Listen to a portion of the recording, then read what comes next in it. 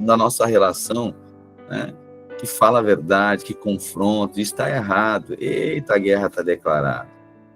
E sem explicação, porque a pessoa está ali, é povo de Deus, deveria ouvir, né, mas fica revoltado, não gosta, né? E não tem, irmão, se não tiver revelação, se não tiver revelação da bondade de Deus, revelação do que é a vida com Deus, aquilo que era para ser um conforto, passa a ser uma tribulação. A mensagem que era para trazer luz, para corrigir, para orientar, para trazer paz, passa a ser motivo de fazer guerra, né? Então, Asa, aqui, ele não termina muito legal, não, né? Ele foi bem no começo, e aí, em determinado momento, faz aliança na força, né? Ou seja, quando a gente, esse é o grande teste, né? Quando a gente vê que alguma coisa, a gente está com muito medo, a gente vai resolver com quem? Com a agiota, né? A gente faz aliança com quem não deve. A gente vai recorrer para meios naturais. Aí o profeta diz, mas já não aconteceu outras situações que Deus salvou vocês? Já não aconteceu outras situações que Deus foi bom com vocês confiaram em Deus? Por que agora vão fazer na força? Por que agora resiste à voz do Senhor? Por que agora se lança contra? Diz, olha, porque tu procedeste assim, a guerra nunca vai se apartar de vocês. Vocês vão estar sempre em tribulação. Bom, Asa não gostou disso, prendeu o profeta. Todas as outras coisas que o rei Asa fez, desde o princípio do seu reinado até o fim, estão escritas na história dos reis de Judá e de Israel. No ano 39 do seu reinado, ele foi atacado por uma doença, olha só o versículo 12, foi atacado por uma doença muito grave nos pés. Mesmo assim, não pediu socorro a Deus, o Senhor, mas confiou nos médicos. Irmãos, olha só. A grande questão, né? Algumas pessoas até acham, né? Parece um tanto inconsequente. Olha, como que funciona? A gente precisa saber que toda cura vem do Senhor. Toda cura vem do Senhor. O Senhor que pode fazer, porque, por outro lado, às vezes pode administrar medicamento e isso não resulta em nada, certo? Então a cura vem do Senhor. Agora, Deus pode usar medicamento, Deus pode usar os médicos, os profissionais? Claro que pode. Só que a confiança não pode estar nisso.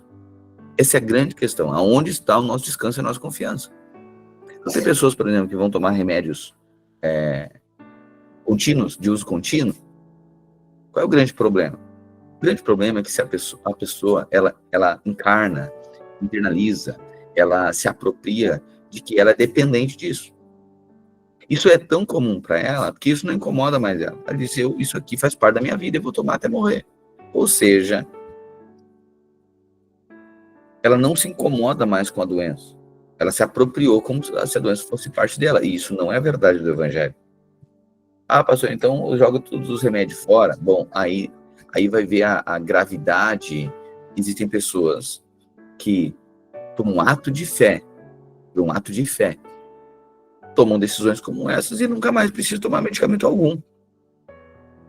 Conhece pessoas que aconteceu isso, a gente acompanha pessoas que aconteceu isso. Foi uma decisão e nunca mais. Ok. Tem outras que o nível de comprometimento, o nível de dependência vai causar inúmeras reações.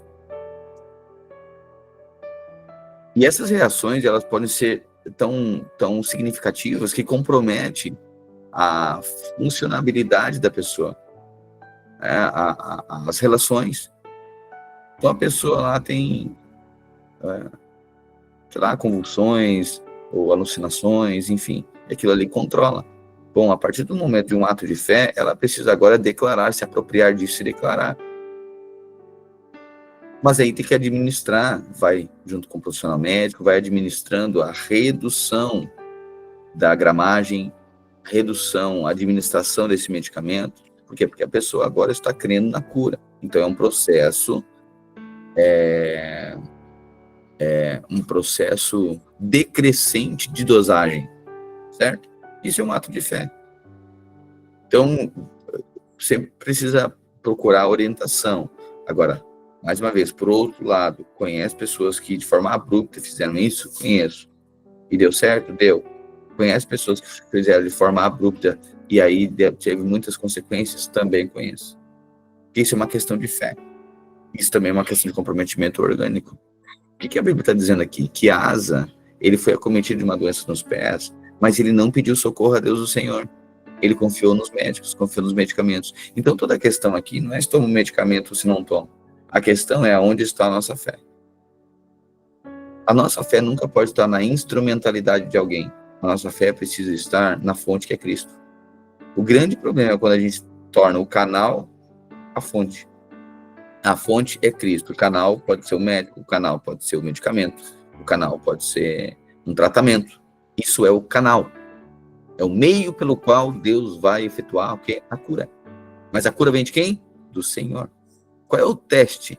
O teste é que se a gente fica sem aquilo, acabou. Então tem pessoas, meu Deus, qualquer coisa é medicamento, meu Deus, medicamento, e tudo, a primeira reação é medicamento, nunca é uma oração, nunca é a fé, e aí vem um medo desproporcional, né? A criança fica doente, alguém fica doente, meu Deus do céu, uma loucura, gente, cadê a fé? Né? Porque, olha o que é a palavra, a gente precisa pegar a palavra de Deus e nos apropriar. Se beberdes alguma coisa mortífera, vamos lá, criança tomou veneno, e a palavra está dizendo, ainda que beberdes alguma coisa mortífera, não lhe fará dano algum. Está entendendo o que é andar por fé? E às vezes nós, imagina, porque esquecer de tomar um medicamento, acho que vai acabar a vida. Então assim, Asa, ele termina a sua vida não confiando no Senhor. Começou bem, mas não terminou tão bem assim. Sabe, algo importante na nossa vida cristã é como a gente termina as coisas. Às vezes o início delas nem é tão importante, mas como nós terminamos. Eu quero declarar, você terminará a sua carreira crendo no Senhor. Crendo naquilo que a palavra de Deus diz a seu respeito. Você vai andar com o Senhor crendo. Pastor, mas eu orei, Deus não fez. Deixa eu falar uma coisa para você, Deus sempre faz. Ele já fez lá na cruz do Calvário, porque a morte já foi vencida. Porque a gente está nesse plano natural e a gente acha que aqui é o fim. Mas não, ele já fez, Deus sempre faz, Deus sempre faz. Pastor, mas olha só, se alguma coisa aconteceu e morreu, mas a morte já foi vencida. Isso aqui vai acontecer com todos. Então não é que Deus não fez, ele sempre faz. Tem até uma canção que diz, né? Se Deus fizer, ele é Deus. Se não fizer, ele é Deus. Se a porta abrir, ele é Deus. Mas se fechar, continua sendo Deus. Se a doença vier, ele é Deus. Se curado for, ele é Deus. Se tudo der certo, ele é Deus. Mas se não der, continua sendo Deus. Eu adoro pelo que ele... Não adoro pelo que ele faz. Eu adoro pelo que ele é. Haja o que houver, sempre será Deus. Então, assim, no aspecto aqui desse plano, ok, às vezes eu pedi uma coisa e parece que Deus não fez. Mas essa não é a verdade do Evangelho. A verdade do Evangelho é que Cristo já fez na cruz do Calvário. Ele já fez, ele já venceu todas as coisas. A doença foi vencida, a morte foi vencida. Pastor, mas olha só, acabou. Não acabou. Onde está a morte, a tua vitória? Aquilo que era corruptível, um dia, na ressurreição dos mortos, será revestido de incorruptibilidade. E o que era mortal será revestido de imortalidade. E aí nós ouviremos, então, a declaração: onde está a morte, a tua vitória? Onde está a morte, o teu aguilhão? Então você vai perceber, primeiro, né, anda nessa perspectiva. E não na expectativa, porque, pastor, então quer dizer que diante de uma situação a gente deixa assim, a gente nem fala nada? Não, você fala, você declara a cura, você sim, porque em nome de Cristo muitas pessoas serão curadas.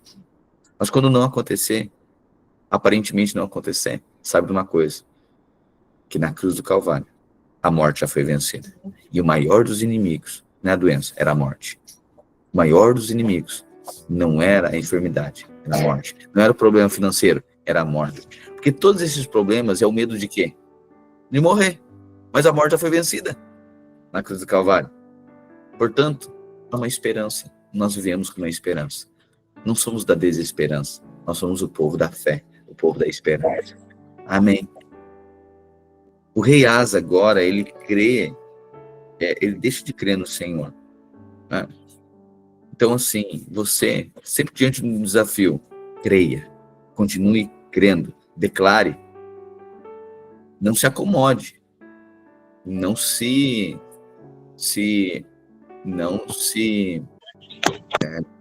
tente, né? Mas não aceite esse tipo de situação, né? Não se acomode mesmo com isso, mas confronte isso pela fé. Mas saiba sempre, escute isso, Deus já fez. Deus sempre faz. Sempre faz. Nunca ache que Deus não fez. O que Deus não faz, Ele já fez. O maior dos inimigos já foi vencido. Asa morreu no ano 41 do seu reinado. Asa morreu e foi sepultado no túmulo que ele tinha mandado cavar na cidade de Davi. Encheram o túmulo de perfumes e de várias especiarias que tinham sido preparados com muita arte e colocaram o corpo ali dentro. Depois fizeram uma enorme fogueira em honra dele. Só algo importante a ser lembrado aqui também. Pastor, eu estou numa situação que faz tempo que eu tomo medicamento. E aí eu não sei se é uma luta constante, eu não sei se eu aceito isso, não aceito. Olha só, cada dia que você pegar um comprimido na mão, você vai declarar antes de tomar ele: Senhor, estou tomando esse comprimido porque eu acredito que isso aqui o Senhor pode usar para me curar. Mas se o Senhor não quiser usar isso aqui, também não precisa. Eu quero falar que a minha confiança está no Senhor. E eu declaro que eu não serei dependente disso aqui por toda a vida. Porque na cruz do Calvário eu fui curado. Pelas suas pisaduras eu fui sarado. Eu creio no Senhor. Eu não sou dependente disso. Eu não sou enfermo. Eu não tenho essa doença. Não. Isso aqui é do velho homem. Eu sou uma nova criatura.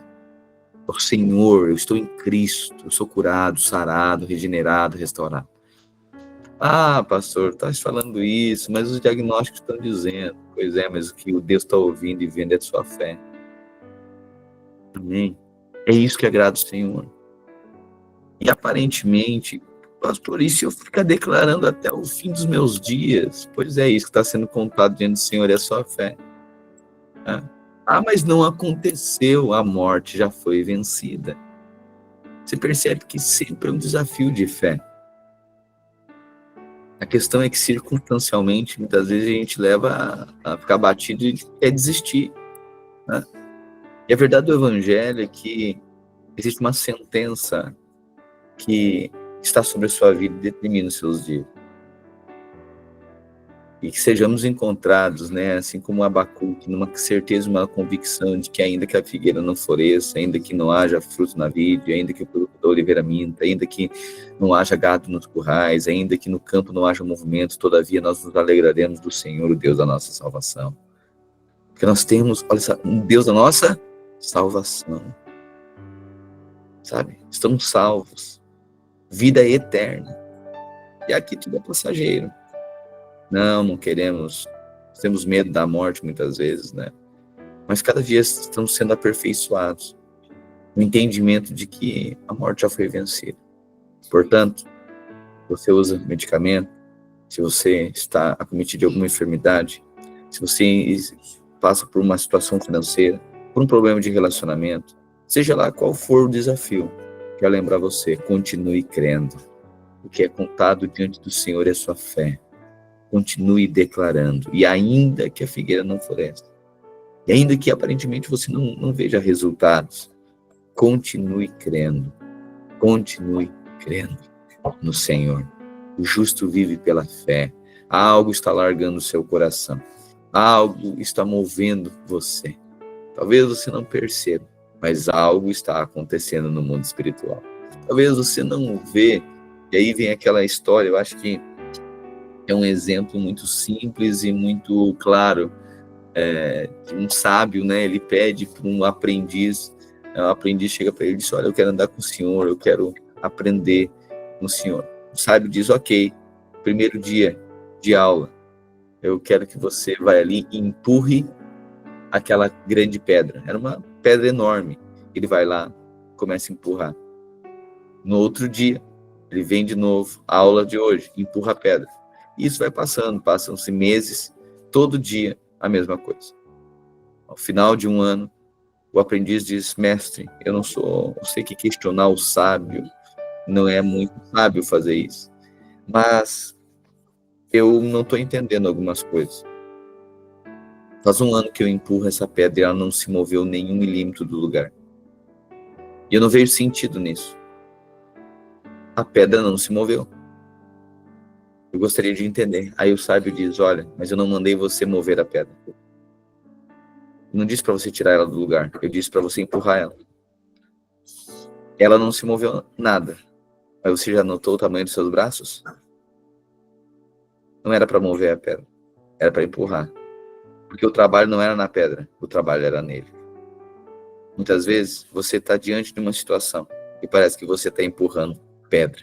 E a pedra não está se movendo. E você diz: Deus, eu não entendo por que a pedra não se move. E Deus diz: porque não é sobre a pedra, é sobre você. Não é sobre o outro. É sobre o seu coração. Não é sobre a doença, é sobre a sua fé. Não é sobre o problema financeiro, é sobre a sua fé.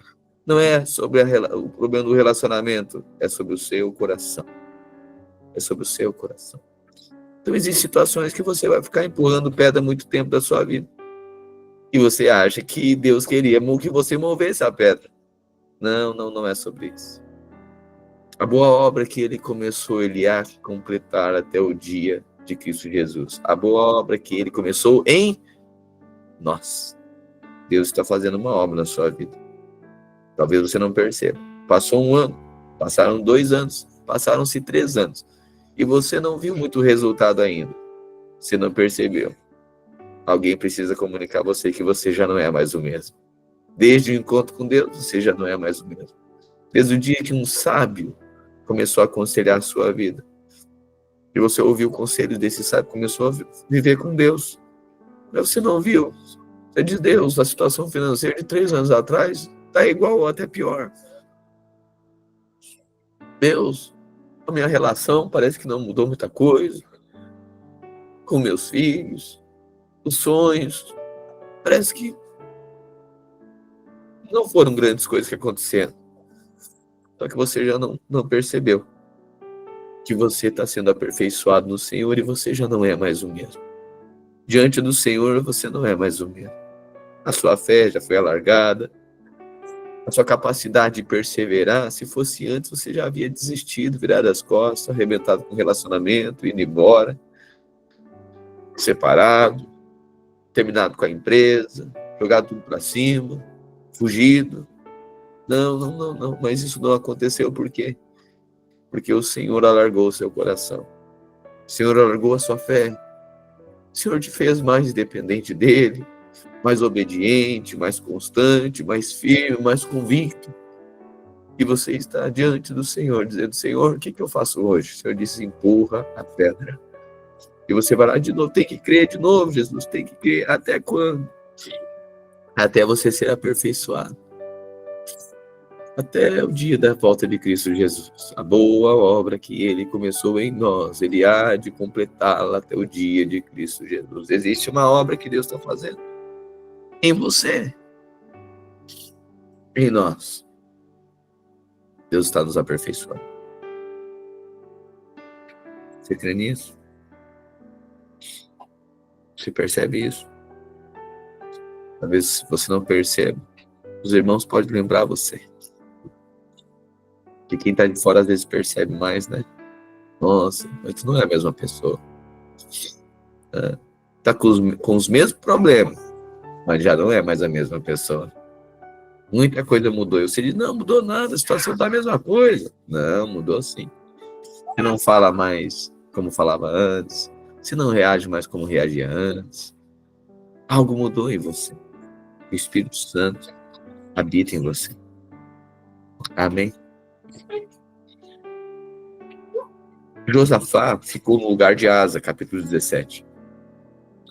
E seu pai, como rei de Judá,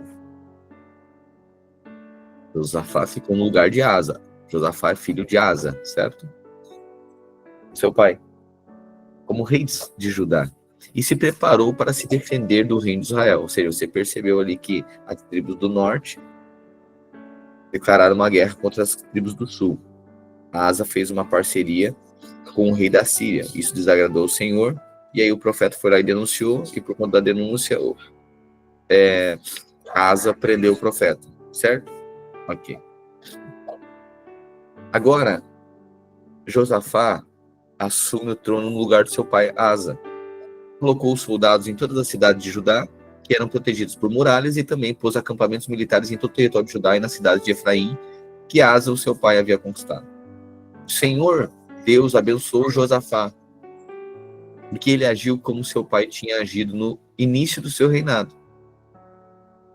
Ele não adorou a Deus Baal, mas adorou a Deus do seu pai e obedeceu aos seus mandamentos, em vez de seguir o mau exemplo dos reis de Israel. O Senhor firmou o poder de Josafá como rei, e todos em Judá lhe davam presentes. Assim Josafá ficou muito rico e famoso. Continuou cada vez mais decidido a obedecer às leis de Deus e acabou com os lugares pagãos de adoração e os postes da deusa Aserá, que havia no país de Judá. No terceiro ano do seu reinado, Josafá enviou as seguintes autoridades para ensinarem a lei de Deus na cidade de Judá: Ben-Ail, Obadias, Zacarias, Netanel e Micaías. Junto com eles foram os seguintes levitas: Semaías, Netanias, Zebadias, Azael, Semiramote, Jonatas, Adonias, Tobias e Tobi-Adonias. Os sacerdotes Elisama e Jeorão também foram. Levaram consigo o livro da lei de Deus, o Senhor, e foram por todas as cidades de Judá, ensinando a lei a todo o povo. O Senhor Deus fez com que todos os povos vizinhos de Judá ficassem com medo de Josafá, e por isso eles não fizeram guerra contra ele. Alguns filisteus trouxeram presentes de prata para Josafá, como imposto, e alguns árabes trouxeram 7.700 ovelhas e 7.700 bodes. Josafá foi ficando cada vez mais forte, construindo fortalezas e cidades armazém, onde ajuntou grande quantidade de mantimentos. Em Jerusalém, ele colocou oficiais valentes e experimentados. Essa é a lista desses oficiais, de acordo com os grupos de famílias que eles comandavam. Adna era o comandante das tropas das famílias de Judá e comandava 300.000 soldados. Em seguida, vinha Joanã, que comandava 280.000 homens. E depois vinha Amazias, filho de Zicri, que comandava 200.000 homens. Amazias tinha se apresentado de livre e espontânea vontade para servir a Deus o Senhor. O comandante dos soldados das famílias de Benjamim era Eliada, um oficial valente. Ele comandava 200.000 homens armados de escudos e arcos e flechas. Finalmente vinha Josabade, que comandava 180.000 homens armados. Todos estes estavam a serviço de Josafá em Jerusalém. Além destes, ele havia colocado outros soldados em todas as cidades de Judá que eram protegidas por muralhas. Quando Josafá ficou muito rico e famoso, ele se tornou aliado do rei Acabe, de Israel, por laços de casamento. Depois de alguns anos, ele foi até a cidade de Samaria visitar Acabe. Em honra de Josafá e dos que haviam ido com ele, o rei Acabe deu um banquete, para o qual mandou matar muitos touros e muitas ovelhas. E procurou convencer Josafá a ir com ele atacar a cidade de Ramote de Gileade. Ele perguntou a Josafá: "Você vai comigo atacar Ramote?" Josafá respondeu: "Quando você estiver pronto para a batalha, eu também estarei, e assim também os meus soldados. Iremos lutar junto com você. Mas primeiro vamos consultar a Deus o Senhor." Aí Acabe mandou chamar os profetas, que eram 400, e perguntou: "Devemos atacar a cidade de Ramote ou não?" Eles responderam: "Ataque, pois o Senhor Deus lhe dará a vitória." Mas Josafá perguntou: "Não existe aqui mais nenhum profeta para nós consultarmos o Senhor por meio dele?" Acabe respondeu: "Existe outro que se chama Micaías, filho de Imla, mas eu tenho ódio dele, porque nunca profetiza para mim o que é bom, só o que é ruim." Lembra? Nós já lemos isso, lembra? Micaías é chapeiro, só dá ruim. Só dá mensagem que confronta. Toda vida o irmãozinho vem e confronta, diz assim: "Ah, não gosto do irmão." Por quê? Porque toda vida o irmão tem uma espada. Toda vida o irmão vem. Talvez seja esse que fala o que o Senhor está falando. E aí, Ele disse, eu tenho ódio dele porque nunca profetiza para mim o que é bom, só o que é ruim. Acabe respondeu, né? Não fale desse jeito, disse Josafá. Então Acabe chamou um oficial e mandou que ele fosse imediatamente buscar Micaías. For lá buscar o profeta. 400 profetas disseram, vai, top, Deus está contigo. E aí não tem mais nenhum. E aí Acabe diz, tem um, mas esse um aí, toda a vida ele é do contra. O irmãozinho do contra. Aí então tá bom. Vamos ver então, chama Micaías. Os dois reis, usando as suas roupas reais, estavam sentados nos seus tronos, numa praça que ficava perto do portão da entrada de Samaria. E todos os profetas estavam profetizando em frente dele. Um dos profetas, chamado Zedequias, filho de Kenaana, fez uns chifres de ferro e disse a Acabe, o que o Senhor Deus está dizendo é isso. Com estes chifres o Senhor lutará contra os sírios e os derrotará completamente. E todos os outros profetas profetizaram a mesma coisa. Eles diziam, marche contra a cidade de Ramote, que o Senhor, o rei, vencerá. O Senhor Deus lhe dará a vitória. Enquanto isso, o oficial que tinha ido buscar Micaías disse a ele, todos os outros profetas profetizaram que o rei terá sucesso. É melhor que você faça a mesma coisa. Porém, Micaías respondeu, juro pelo Senhor, o Deus vivo, que eu falarei o que o Deus mandar. Eita, profeta.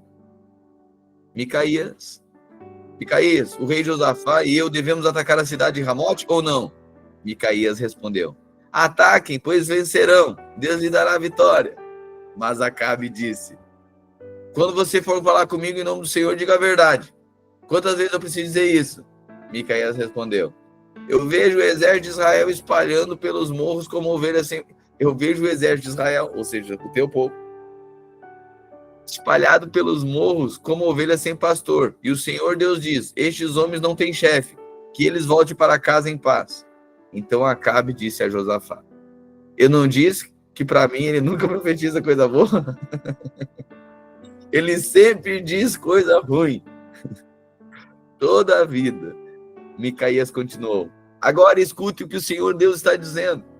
Eu vi o Senhor sentado no seu trono no céu, com todos os anjos à sua direita e à sua esquerda. Ele perguntou, quem enganará Acabe para que ele vá a Ramote e seja morto lá? Alguns anjos disseram uma coisa e outros disseram outra. Até que um espírito chegou perto do Senhor Deus e disse, eu enganarei Acabe. O Senhor perguntou, como? E o espírito respondeu, eu irei e farei com que todos os profetas de Acabe digam mentiras. Então o Senhor ordenou, vá e engane Acabe, você conseguirá.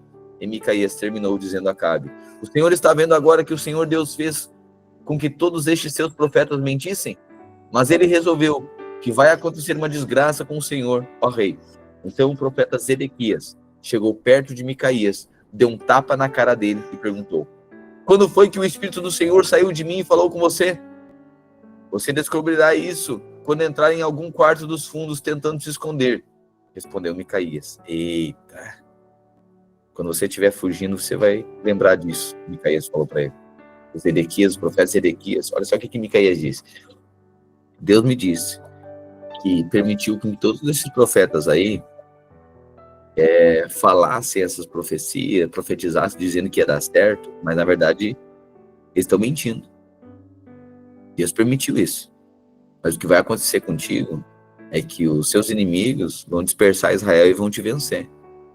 Aí um outro profeta, o profeta Zedequias, disse assim, deu um tapa na cara de Micaías e disse, quando foi que o Espírito saiu de mim e entrou em você? Por que Deus está falando verdade contigo e está mentira em mim?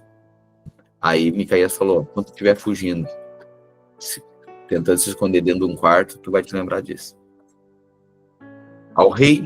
Aí o rei Acabe deu a seguinte ordem a um dos seus oficiais, prenda Micaías e o leve a Amon, o governador da cidade, e o príncipe Joás.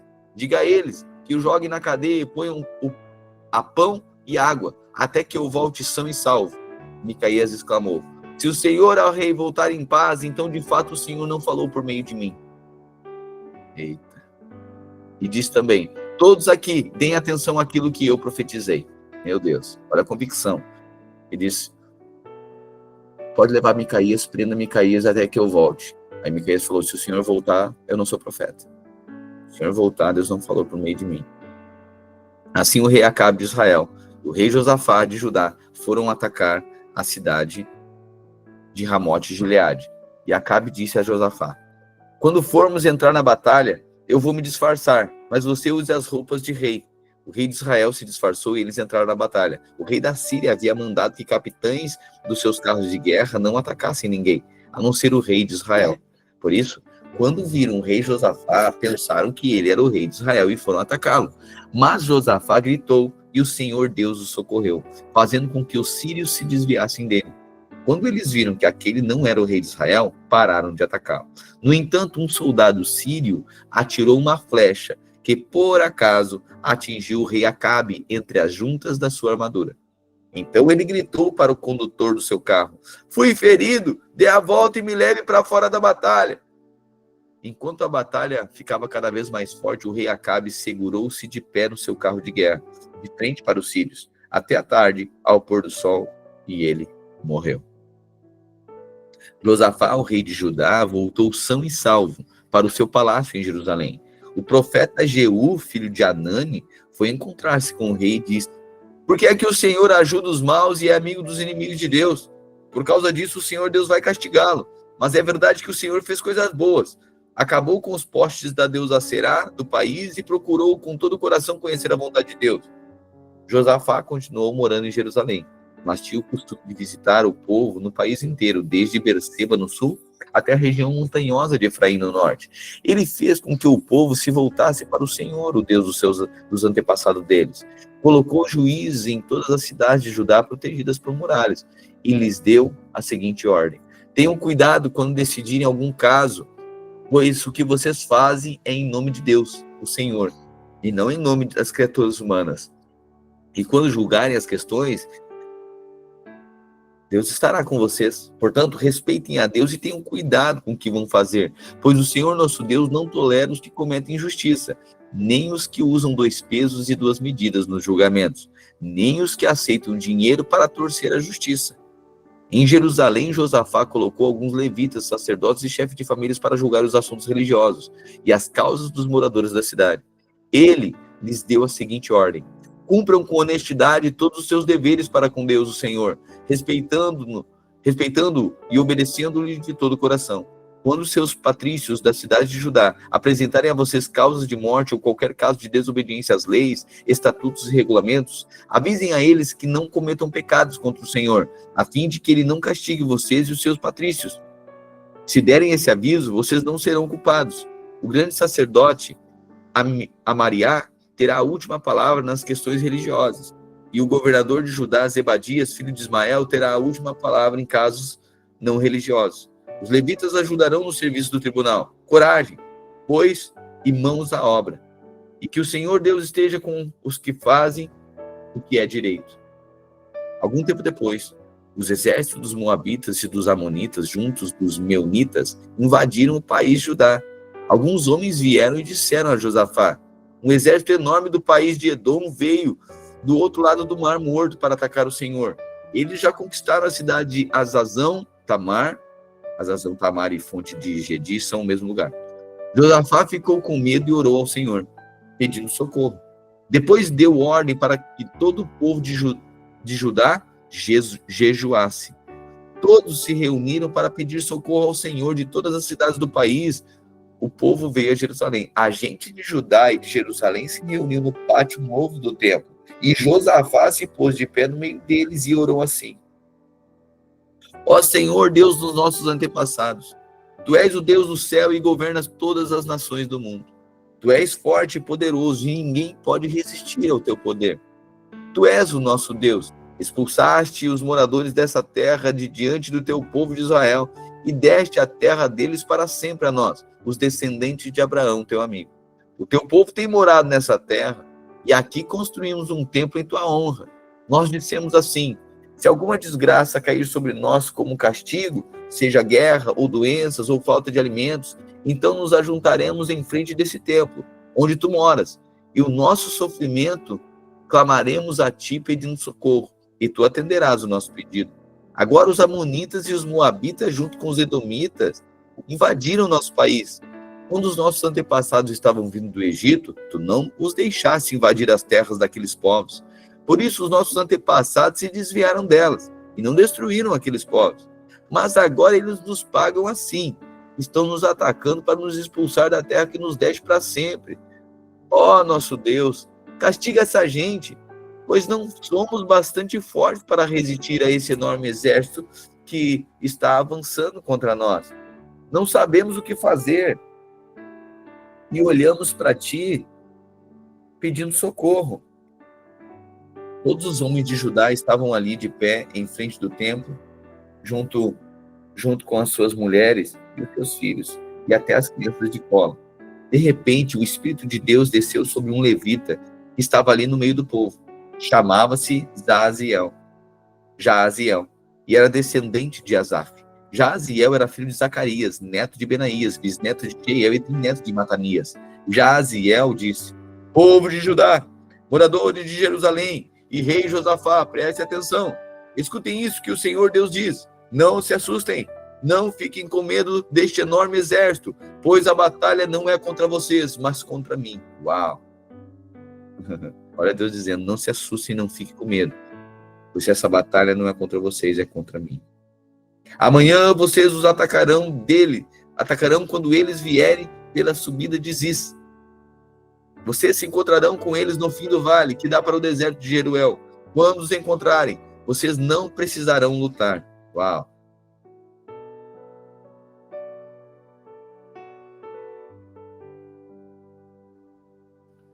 Quando encontrarem, não precisarão lutar. Fiquem parados ali e verão como o Senhor Deus salvará vocês. Meu Deus, isso aqui é uma sentença profética. Primeiro, Deus dizendo, a guerra não é de vocês, a guerra é minha. Quando vocês estiverem diante do conflito, sabe de uma coisa? Vocês não vão precisar lutar. Vocês vão ficar parados e verão como o Senhor vai salvar vocês. Amém? Se aproprie disso. A guerra não é sua, a guerra é do Senhor. Situações, desafios, não é sua. O Senhor está dizendo, não é sua guerra, é minha. Só permaneça, fique parado, declare. Pega essa palavra e declare. Pois você não vai precisar lutar. Você vai diante de uma conversa difícil de fazer, mas você não vai precisar falar nada. Você vai ver o livramento do Senhor. Você vai diante de um conflito, diante de uma situação, você vai ver a mão do Senhor. Eu sei que a tentação é fugir, né? A tentação é fugir. A tentação é não ir. Mas Deus está dizendo, pode ir. Pode ir. Vai para essa conversa difícil. Deus está falando com alguém aqui. Vai para essa conversa difícil. Vai para essa reunião angustiante que a gente deseja fugir. Vá para essa conversa que não é confortável. Vá para esse encontro que é amedrontador. Pode ir, porque a guerra não é sua, a guerra é minha. Você não vai precisar lutar. Você vai ficar parado ali e você verá como o Senhor vai salvar você. Amém? Deus está falando com alguém. Ok? Contigo, na terça-feira, Léo. Aleluia. Pode ir. Pode ir, Deus está te dizendo. Pode ir. E Deus vai dar o livramento. Não tenha medo disso. Vá para essa conversa difícil. Vá para essa reunião difícil que Deus está dizendo aqui. Você não vai precisar lutar. Você verá a salvação. Você verá Deus salvando você. De uma maneira miraculosa. Você talvez estava se preparando. Meu Deus, o que eu vou ter que dizer? Difícil, situação. Conflitante, né? Conflituosa. Injusta. É situação injusta. Você está indo para uma reunião que é fruto de injustiça. Deus está dizendo, você vai ver o livramento. Você vai ver a minha mão. Você não vai precisar lutar. Eu farei isso. A guerra não é sua. A guerra é minha. Amém? Pega essa palavra aqui. Não 17. 2 Crônicas, capítulo 20, versículo 17. Quando os encontrarem, você não precisará lutar. Fique parado ali e verá como o Senhor Deus salvará você. Povo de Judá e de Jerusalém, moradores de Jerusalém, não se assustem, nem fiquem com medo. Marchem contra os inimigos. Amanhã, pois, eu, o Senhor, estarei com vocês. Oi, guria. Olha aqui, papai. Aqui. Então o rei Josafá se ajoelhou e encostou o rosto no chão. E todo o povo de Judá e os moradores de Jerusalém também se ajoelharam na presença de Deus, o Senhor, e o adoraram. Aí os levitas, que eram descendentes de Coate, de Corá, começaram a louvar o Senhor. Meu Deus, agora tem um aspecto aqui. O Deus de Israel bem em voz alta. Deixa eu falar. Até o dia dessa sua reunião, até o dia desse seu encontro, você vai louvar o Senhor. Porque como que você vence? No dia dos inimigos você vai ficar parado, mas diante de Deus você vai louvar. Aí os levitas, que eram descendentes de Coate, de Corá, começaram a louvar o Senhor, o Deus de Israel, em voz bem alta. Então sabe, você coloca louvores todos esses dias e você vai adorar o Senhor. Enquanto você louva, Deus dá conta dos seus inimigos. Na manhã seguinte, todos se levantaram bem cedo e foram para o deserto de Tecoa. Ao saírem, Josafá ficou de pé e disse: povo de Judá e moradores de Jerusalém, escutem. Confiem no Senhor, seu Deus, e estarão seguros. Confiem nos profetas dele, e tudo que vocês fizerem dará certo.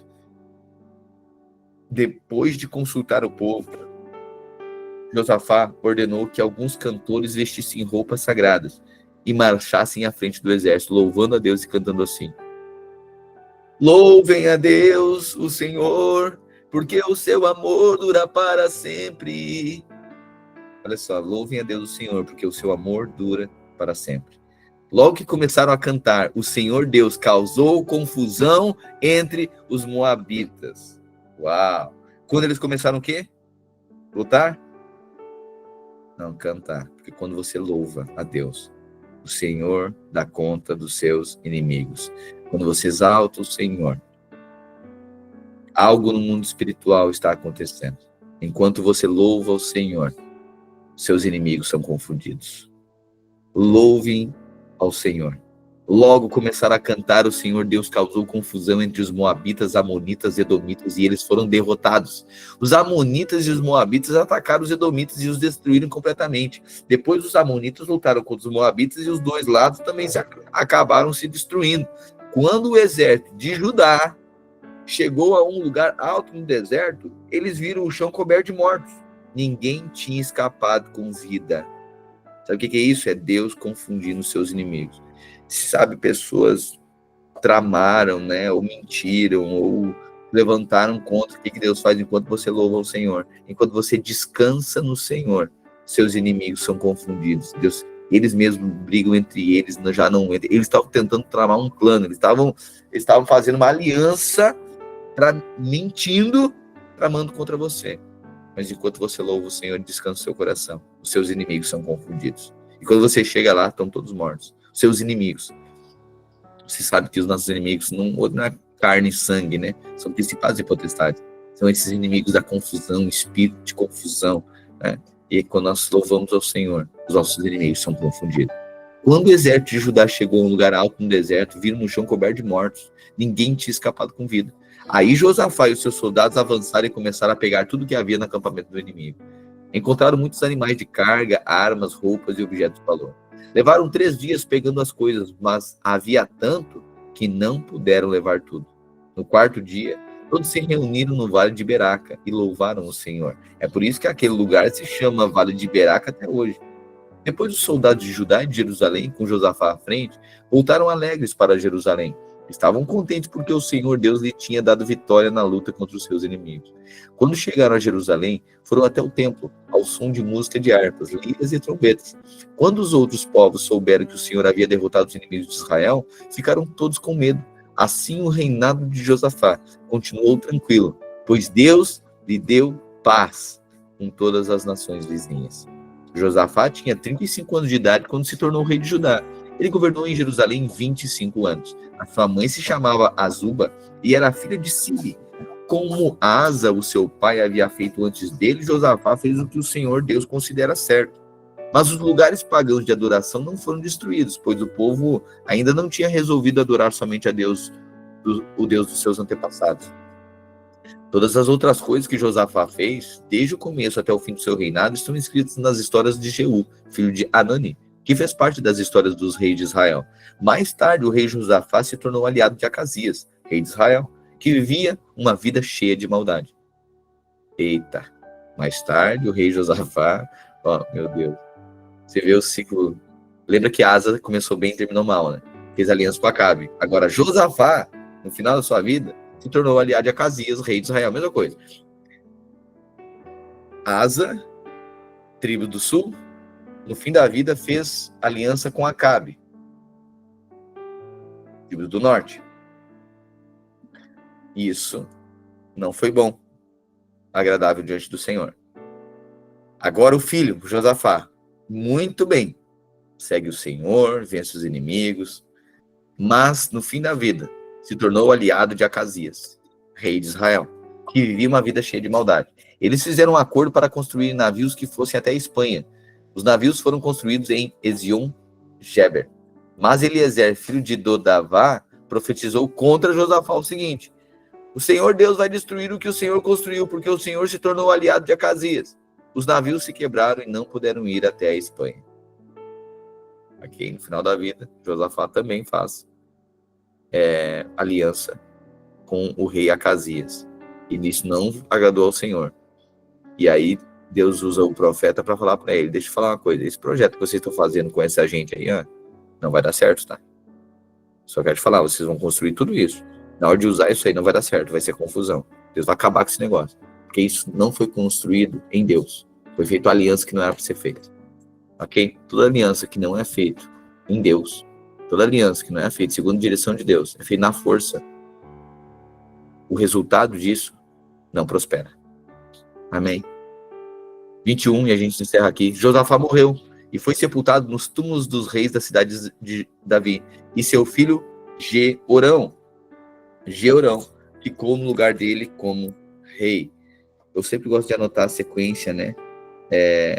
Para ir gravando, né? Então é Davi, Salomão, Roboão, Abias, Asa, Josafá e Jeorão.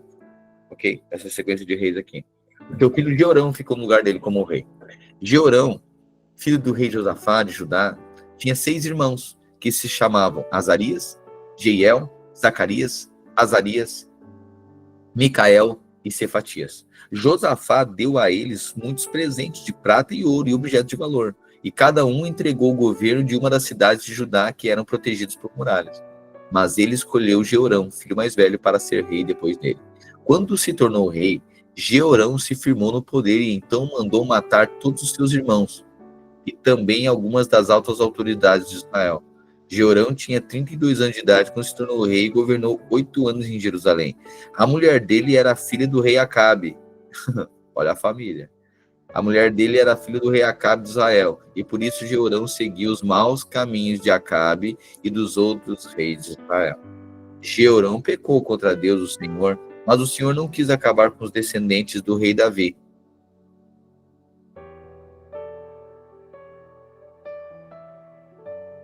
Olha isso. Jeorão pecou contra Deus, o Senhor, mas o Senhor não quis acabar com os descendentes do rei Davi, pois havia feito uma aliança com Davi, prometendo que os seus descendentes sempre seriam reis. Lembra que Deus falou isso para Davi? Pois é, agora Jeorão, você percebe, quando eu inicio o devocional, eu estou trazendo esse panorama, esse pano de fundo. Olha só, está mostrando a linhagem de Davi. Tá vendo? Davi, Salomão, Roboão, Abias, Asa, Josafá, Jeorão. Jeorão agora não fez o que é agradável diante do Senhor. Deus, ao invés de destruí-lo, Deus ainda permite que ele governe, para que a linhagem, a partir dessa linhagem dele, é uma linhagem profética, que virá alguém que vai estabelecer um trono de justiça, um reino de justiça, e vai reconstruir o templo. Quem é este? Jesus. Certo? Ainda que os descendentes fossem bagunçados, assim como você, ainda que os seus descendentes, na sua história, os seus ascendentes, melhor dizendo, seus ascendentes, aqueles que precederam você, foram maus, não se importaram com o Senhor, não viveram uma vida com Deus, serviram a outros deuses, serviram a outras religiões, certo? Não foram retos aos caminhos do Senhor. Ainda assim, existe uma promessa, que da sua descendência, Deus levantará aqueles que serão a redenção na sua família. Amém. Amém. Ainda que os seus ascendentes, aqueles que o precederam, que desviaram do Senhor, Deus levanta você como a redenção da sua história. Creia nisso. Amém? É isso que Deus estava apontando para o povo. Ainda que da linhagem de Davi tiveram equívocos, alguns se desviaram do caminho do Senhor, não andaram reto diante do Senhor, mas Deus havia prometido. Continua, essa linhagem vai continuar, porque haverá um dia que o remanescente, haverá um dia, um rei segundo o coração de Deus, o Messias enviado, ele estabelecerá o seu trono que jamais terá fim. Ele reconstruirá o templo, ele governará o povo, reino de justiça e paz. Durante o reinado de Jeorão, o país de Edom se revoltou contra Judá e se tornou independente. Por isso, Jeorão e seus oficiais, com seus carros de guerra, invadiram Edom. E ali foram cercados pelos edomitas. Jeorão e seus comandantes dos carros de guerra atacaram os edomitas durante a noite e escaparam. Desse tempo até hoje, Edom ficou independente de Judá. Nessa mesma época, a cidade de Libna também se revoltou porque Jeorão tinha abandonado o Senhor, o Deus dos seus antepassados. Ele construiu lugares pagãos de adoração nas montanhas de Judá. Levou os moradores de Jerusalém a adorarem ídolos e fez o povo de Judá abandonar Deus. Olha só Jeorão aqui, que bagunça. Perverteu Israel de novo.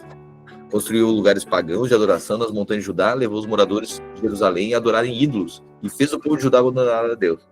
Aí o profeta Elias, lembra que toda vida que um rei se desviava, Deus levantava um profeta para denunciar as bagunças. Aí o profeta Elias escreveu a Jeorão uma carta na qual dizia o seguinte: é isso que o Senhor diz, o Deus do seu antepassado Davi. Você não seguiu o bom exemplo do seu pai, o rei Josafá, nem do seu avô, o rei Asa, mas seguiu o mau exemplo dos reis de Israel. Você levou o povo de Judá e os moradores de Jerusalém a adorarem ídolos, como fazem os reis de Israel. E também matou os seus próprios irmãos, que eram melhores do que você. Uau! Por isso o Senhor Deus vai fazer cair um castigo terrível sobre o povo de Judá, e sobre os filhos e as mulheres que você tem, e vai destruir tudo que é seu. E você mesmo vai ter uma doença intestinal muito séria, que está piorando cada vez mais, até que seus intestinos saiam do corpo. Uau! O Senhor Deus fez com que os filisteus e os árabes, que eram vizinhos dos etíopes, que moravam no litoral, ficassem furiosos com Jeorão. Eles invadiram o país de Judá, derrotaram Jeorão e levaram embora todos os bens do palácio e também os filhos e as mulheres de Jeorão. Também deixaram somente Acasias, o seu filho mais moço. Depois de tudo isso, o Senhor castigou Jeorão com uma doença intestinal incurável. Ele foi piorando cada vez mais, até que depois de 2 anos, os intestinos saíram do corpo dele e Jeorão morreu, sofrendo dores terríveis. O povo não acendeu uma fogueira em honra dele, como havia feito com seus antepassados. Jeorão tinha 32 anos de idade quando se tornou rei de Judá. Ele governou em Jerusalém 8 anos. Quando morreu, ninguém sentiu falta dele. Uau! Ele foi sepultado na cidade de Davi, mas não nos túmulos dos reis. Meu Deus! Se percebe isso? Se desviou dos caminhos do Senhor. E o povo não sentiu falta dele. Sabe uma coisa? Existe uma máxima, né? Não viva de forma que a sua presença seja percebida. Viva de uma forma que a sua falta seja sentida. Não viva de forma que a sua presença seja notada. Viva de uma forma que quando você não estiver lá, alguém dê falta de você. Sabe aquela coisa de, nossa, tá faltando alguém aqui hoje, fulano tá faltando aqui, tá tudo muito bem, tá maravilhoso, mas tá faltando fulano aqui, não é o mesmo. Quando tu não tá, não é a mesma coisa. Sabe? Viva dessa forma. Não para que a sua presença seja notada, que quer a glória para si. Não, não, não. Viva de uma tal forma que quando você não estiver, muitas pessoas lembrem de você. Amém. O rei Josafá, o rei Jeorão morreu, mas ninguém deu falta dele, não. Ele fez o que era mal diante do Senhor. Sabe o inverso é verdadeiro, né? Tem gente que quando não tá é uma paz. As pessoas dizem, graças a Deus. Sabe? Graças a Deus. Fulaninho não veio hoje? Não, graças a Deus. É Deus. Sabe? Porque é tão problema. Tem gente que é problema demais, né?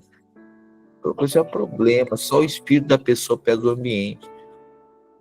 Sabe? Seja você alguém que ministra a paz. Seja você que carrega o espírito da paz. Isso não diz nem respeito à pessoa que vive em silêncio. Tem gente que vive em silêncio e carrega um espírito que atormenta, faz muito barulho. E tem gente que tá cheio do Espírito Santo, fala um monte e só alegra o ambiente. Não diz respeito a não falar nada ou falar muito. Diz respeito ao espírito que se carrega. Às vezes o silêncio da contrariedade. E às vezes a fala da comunhão, né? A fala que produz comunhão, chega ali, brinca, sempre provocando alguma coisa. E tem aquele outro que fica fechado, trancado, atravessado, lá o espírito contrário.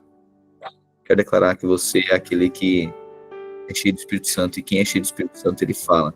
Não fala qualquer coisa, ele fala para edificar, ele fala para alegrar, ele fala para concordar e não para resistir. Ele fala para submeter e não para desobedecer. Amém. Amém, Senhor, nós te agradecemos por tanta virtude transbordada hoje sobre a nossa vida. Temos certeza, Deus, que a guerra é do Senhor. Deus, dê-nos a clareza hoje. Essa convicção no nosso coração. A guerra é do Senhor. Não é nossa, é do Senhor. E quando nós chegarmos lá, na conversa desafiadora, na decisão amedrontadora, na reunião, ó Deus, desafiadora, nós veremos que os nossos inimigos foram confundidos. Nós veremos a salvação do Senhor. Quero declarar, ó Deus, o Senhor tem nos levantado como uma igreja madura, que confia no Senhor, que os nossos inimigos já estão postos debaixo dos nossos pés. Declaramos também, ó Deus, que confiamos no Senhor em todas as coisas. E que o Senhor é aquele que reina sobre a doença, sobre a morte. E nós colocamos nosso coração e descansamos na tua promessa. Não somos escravos de coisa alguma. Ainda que isso o Senhor também possa nos ajudar, possa usar para auxiliar. Mas lembramos que o medicamento, que uma pessoa não é a fonte. Pode ser um canal, mas não é a fonte. A fonte é o Senhor. Nós declaramos e nos apropriamos. E vivemos de uma forma, Deus, que a nossa presença notada, e desejamos a glória para nós, não. Mas quando nós faltarmos, alguém perceba que o espírito de concordância, que o espírito da paz está faltando ali. Pois nós carregamos o Espírito do Senhor. Nós oramos, concordamos essa tarde e celebramos a tua palavra. Em nome do Senhor Jesus. Amém, amém e amém. Amém, querido? Boa tarde para você. Bom trabalho. Você que está trabalhando agora à tarde também. Nos encontramos amanhã, ao meio-dia, aqui no nosso devocional, Verbo do Alfa ao Ômega. Amém? Estou mais um dia, né? Muito contente, muito satisfeito, saciado aqui com a palavra de Deus, que nos enriquece, que nos direciona, que nos renova, né? Sei você, mas todo dia eu me sinto renovado. Aleluia. Me sinto renovado pela palavra. Por isso que é o pão nosso de cada dia. É a palavra de cada dia. É uma inspiração de cada dia. Uma percepção e revelação de cada dia. Mesma palavra. Não é uma novidade. Nos faz novo de novo. Não é porque é diferente, é novo. O algo novo é o quê? É algo que agora é puro. Né? Novo não é de novidade. Quando Deus diz Deus vai fazer algo novo, não é porque Deus vai fazer a novidade, vai fazer outra coisa. Não, Deus vai tornar puro de novo. Um celular aqui, aparentemente, não é novo. Aí Deus diz assim, eu vou fazer uma coisa nova. Aí ele torna isso aqui, reseta, troca a tela, a capinha. É o mesmo celular, mas ele é novo. Você percebe? Ele renova todas as coisas. Assim é a palavra de Deus. Não é que vai ser uma outra palavra. Não é a mesma, mas nos renova, nos faz novos, nos faz puros. Amém? Que o Espírito Santo seja a sua inspiração hoje. Que o Espírito Santo seja também o seu consolo. Você que vive dias desafiadores. Amém? Sempre lembre disso. Ele é a nossa inspiração. Ele é a nossa força. Ele é a água para quem está sedento. Ele é o pão para quem está faminto. Ele é uma água que você não tem sede. Porque ele é água viva. Água viva. Eu quero encerrar aqui, só lembrando uma coisa. Nós lemos aqui que Georão morre com o estômago sai do organismo, né? Sai do corpo. Muitos judeus tinham muitos problemas estomacais. Muitos. Ao povo de Israel. Se nós olharmos as cartas de Paulo, Paulo até instrui o judeu Timóteo a beber um pouco de vinho para matar as bactérias por conta das águas que eles bebiam. Por quê? Porque o povo de Israel, em várias situações, eles cavaram cisternas para si. Olha só, eles cavaram cisternas. Só que Deus sempre disse que qual é a maneira natural de nós recebermos a água? Vem a chuva, cai na terra, passa por a purificação até cair no lençol freático. Essa água agora vem através das fontes e abastecem os rios, certo? É a água da fonte. Isso é a maneira natural, é assim que Deus faz, sempre fez em Israel. E Deus disse para o povo, eu sempre vou abençoar vocês, não vai faltar água, não vai faltar plantação, não vai faltar o que comer, o que beber. Mas em vários momentos o povo de Israel fazia o quê? Para não depender de Deus, o povo fazia cisternas. Cavava cisterna. E cisterna, então, a água ficava parada. Normalmente cisterna, a água deveria ser... Um minuto só.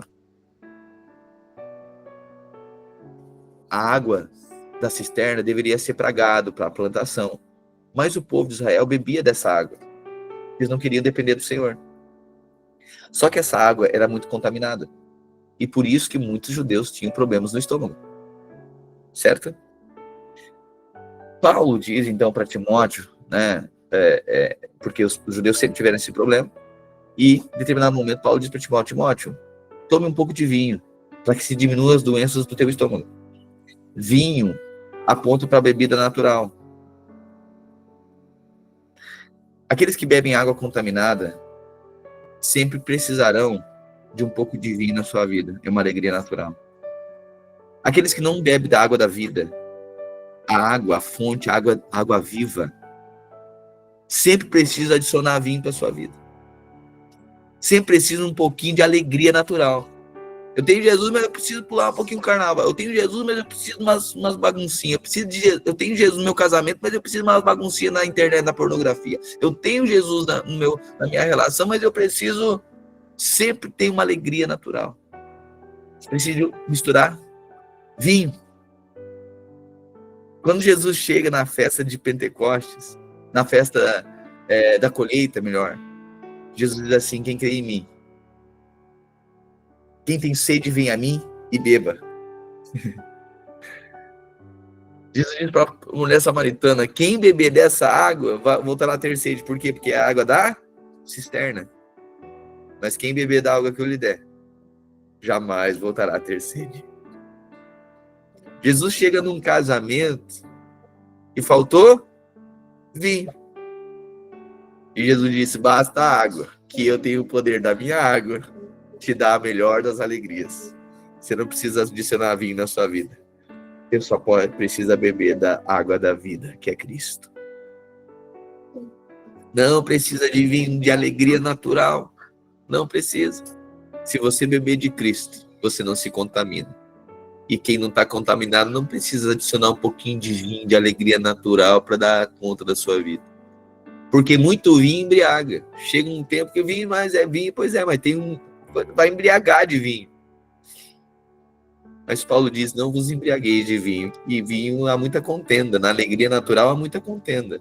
Mas enchei-vos do Espírito Santo. Amém? Por isso que aqui o rei Jeorão, o estômago sai para fora, né, uma doença estomacal por conta disso. Eles ficavam bebendo água de cisterna, quando Deus disse para ele, beber água viva, água das fontes. Todos aqueles que bebem água de cisterna precisam beber um pouco de vinho. E o vinho pode levar à embriaguez. É a alegria natural. Mas eu e você conhecemos a fonte de águas vivas. E ainda que faltar vinho, a água dele, ele torna na maior das alegrias. Amém? Para falar que você já bebeu da água viva. Você já bebeu da água viva. Você bebe de uma água que não volta a ter sede. Pastor, mas é água, mas é viva. Mas não é vinho. Mas ele faz até a água se transformar em vinho. Não é água mais vinho, é água em vinho. Não é a água, Cristo mais um pouquinho de coisa. Cristo mais uma baguncinha. Cristo mais uma alegriazinha. Não. Aí volta a ter sede e aí pode embriagar também. Aí há sede e embriaguez. Mas a água em vinho é ele dando uma alegria que nenhuma alegria natural pode se comparar. Amém? Jesus é a fonte de águas vivas. Quem tem sede, vá a ele beber. Amém? E do seu interior, agora muda. Ele é a fonte, sim. E quem bebe dele? Do seu interior fluirão rios de águas vivas. Você bebe da fonte, você se torna uma fonte também. Você bebe de Cristo, você se torna uma fonte de Cristo também. Amém? Vou parar aqui, senão eu prego, porque agora não é leitura, agora é pregação. Amém? Amo a sua vida, grato pela honra de nós estarmos aqui, compartilhando do pão e bebendo da água viva. Amém. Graças e paz, querido. Boa tarde para você.